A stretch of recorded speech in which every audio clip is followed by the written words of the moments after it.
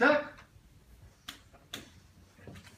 чтобы вращательное движение буравчика,